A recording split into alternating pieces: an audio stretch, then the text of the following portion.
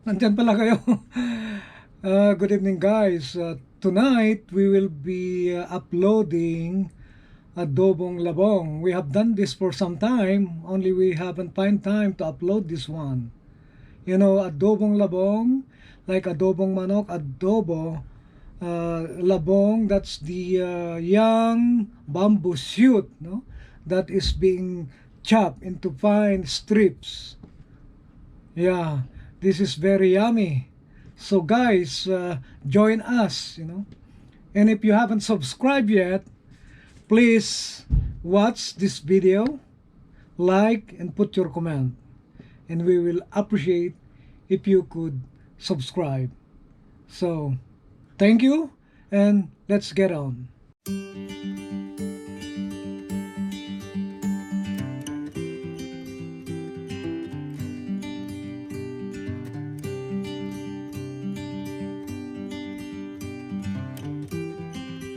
Magandang hapon mga ka-Love and Tribe. Ngayon ay magluluto tayo ng adobong labong. Okay mga ka-Love and Tribe? Ang mga ingredients natin ay meat. Ito yung bawang at sibuyas. Ito yung labong na nasa lata. Yun yung nandito lang na available na pwede natin gamitin. Tapos suka, and then toyo. Okay, samahan nyo ako mga ka-tribe dahil pakukuluan muna natin itong labong. Okay? Ayan na mga ka-love and tribe, pakuluan natin itong labong. And then, medyo palambutin natin. At saka mawala yung amoy ng, labong na in-can. So, hayaan natin na kumulo. At mamaya igigisa natin. Okay? Mga ka-Love and Tribe. Yan mga ka-Love and Tribe. Pwede na nating igisa yung ating adobong labong. Okay? Na pakuluan na natin itong labong. We will drain it. We'll put a little bit oil.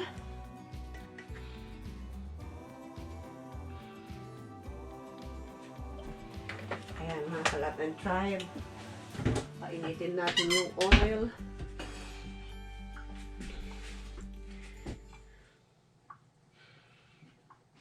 Then lagay natin yung ating bawang.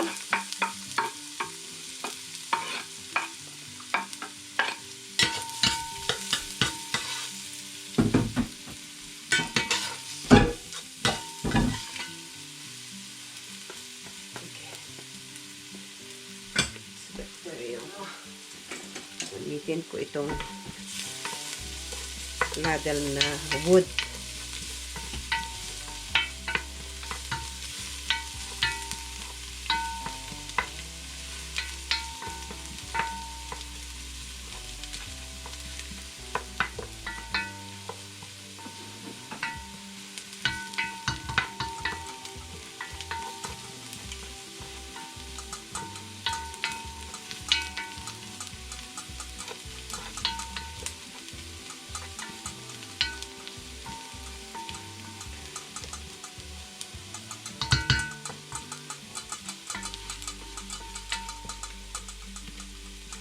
Ayan, malapit nang mag-brown yung ating garlic.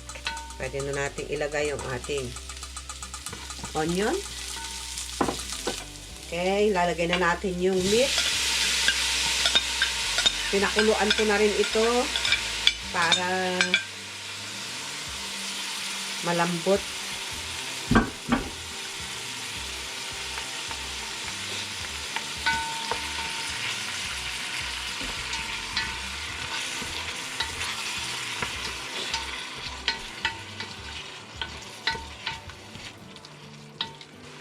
Pwede na nating ilagay yung ating labong.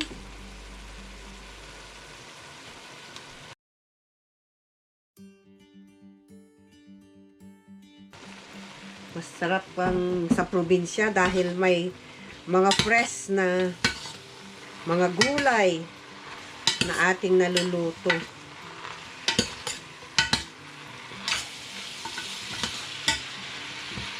Okay. Lagyan natin ng soy sauce.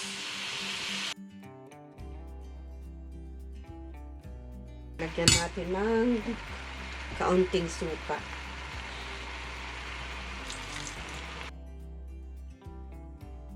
Dagdagan natin ng soy sauce, mga kalab and tribe. Kalimutan kong isama yung paminta. So, pwede din natin lagyan ng paminta, mga kalab and tribe. Lagyan natin ng black pepper, mga kalab and tribe. Okay.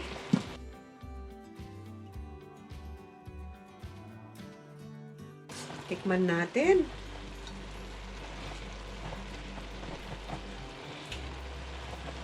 Kulang ng toyo.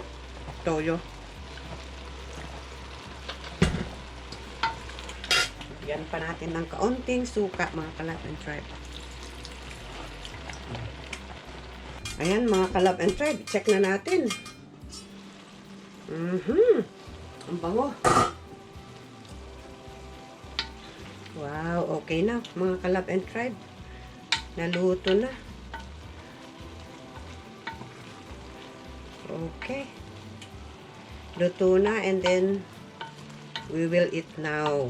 Yung ating kanin, malapit na ring maluto, oh, mga kalab and tribe. Okay.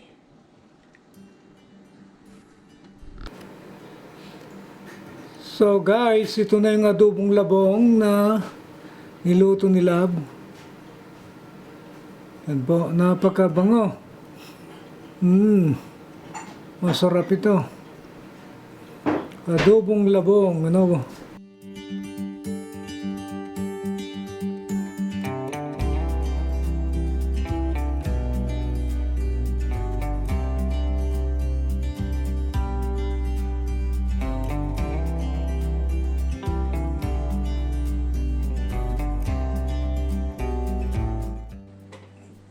Magandang gabi, mga kalab and tribe. Okay, naluto na yung ating adobong labong. Okay? At mayroon din tayong tea with garlic and ginger at saka honey. Okay? Masarap ito. Talagang it's good for this cold season. Yeah. Malamig po rito. Kaya siguro magtataka kayo, naka-jacket ako kasi nandun pa ako sa office sa baba. Okay. Yung malamig. Okay, so let's pray before we eat.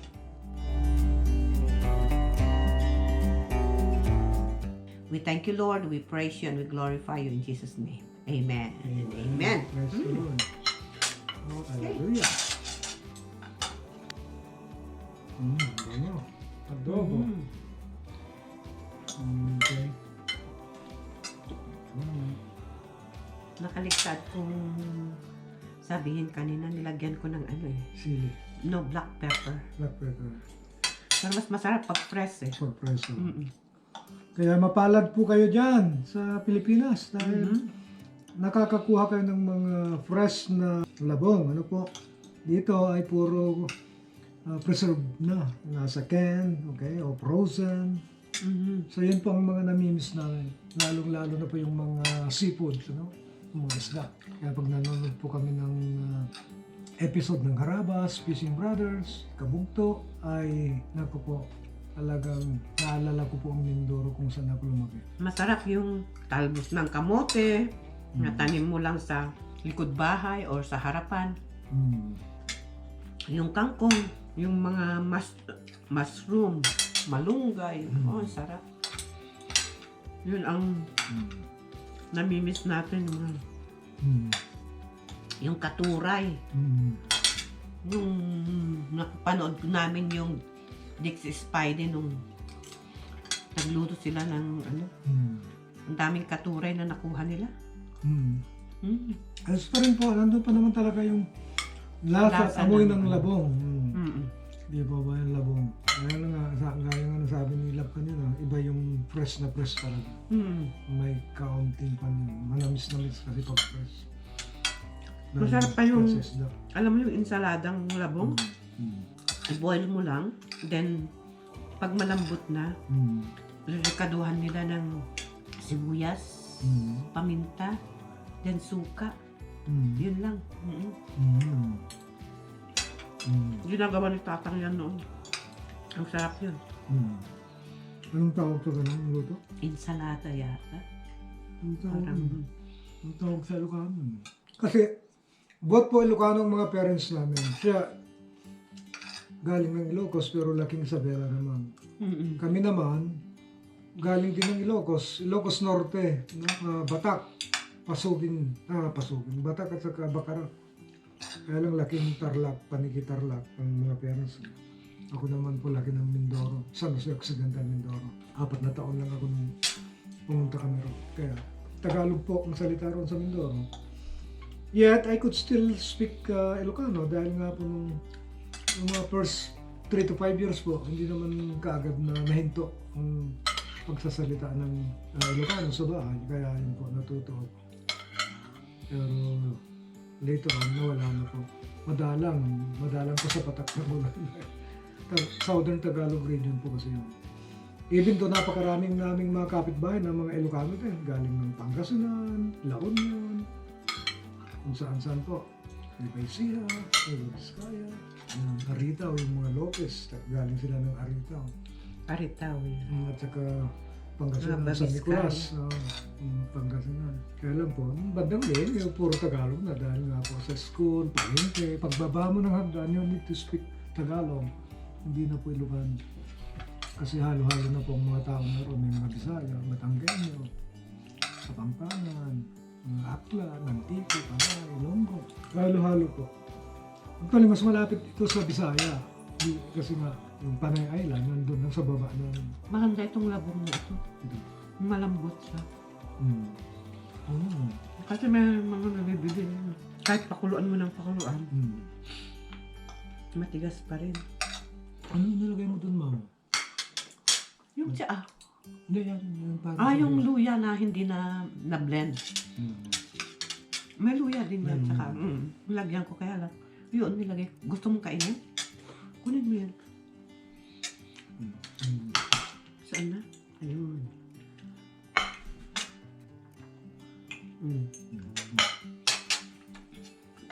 Sarap eh. No? No. Meron po. Kasi maganda nga yung cold season, yung luya. Blend ko, luya at saka bawang. Tapos nilagyan ko ng lemon. Blend ko. So guys, that's the Adobong Labong. If you like our videos, and you haven't subscribed yet, please subscribe and let us know by commenting below what you want us to cook, And if you have particular question regarding this Adobong Labong, the bamboo shoot, So, just put your comment and we'll try to get back to you as soon as we can. Thank you guys for your support and God bless you.